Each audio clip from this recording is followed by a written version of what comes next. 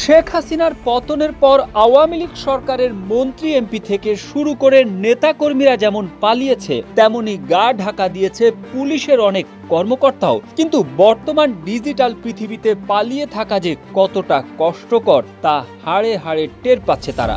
সাবেক স্বরাষ্ট্রমন্ত্রী আসাদুজ্জামান খান কামাল, শামীম ওসমানের পর এবার ভারতের রাজধানী দিল্লিতে গ্রোসারি স্টোরের নিত্য প্রয়োজনীয় দ্রব্য কেনার সময় ক্যামেরাবন্দী হন পুলিশের সাবেক অতিরিক্ত আইজিপি ও বিশেষ শাখার প্রধান মনিরুল ইসলাম। কোটা সংস্কারে পরিচালিত বৈষম্য বিরোধী ছাত্র আন্দোলন দমনের নামে প্রধানমন্ত্রীর কার্যালয় থেকে 25 কোটি টাকা আনার অভিযোগ ওঠে এই কর্মকর্তার বিরুদ্ধে। শেখ হাসিনার সরকারের আমলে পুলিশের সবচেয়ে প্রভাবশালী কর্মকর্তাদের একজন হিসেবে পরিচিত ছিলেন মনিরুল।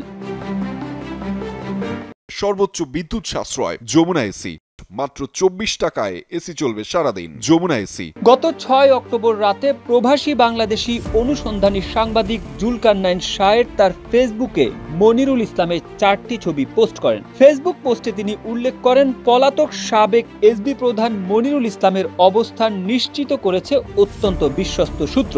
ভারতের রাজধানী দিল্লির কানঘট প্লেসের একটি গ্রোসারি স্টোরে রোববার বিকেলে মনিরুল ইসলামকে কিছু নিত্য প্রয়োজনীয় দ্রব্য কেনার সময় ক্যামেরাবন্দী করা হয়। ভারতের ওই এলাকায় উল্লেখযোগ্য সংখ্যক পলাতক বাংলাদেশি রাজনীতিবিদ এবং নিরাপত্তা বাহিনীর সদস্যরা বসবাস করছেন। বন্ধু প্রতিম দেশ হিসেবে ভারত সরকারের উচিত হবে অনতিবিলম্বে এদের খুঁজে বের করে বাংলাদেশের যথাযথ কর্তৃপক্ষের কাছে হস্তান্তর করা। এ বিষয়ে ভারতীয় হাই কমিশনের দৃষ্টি আকর্ষণ করেন তিনি।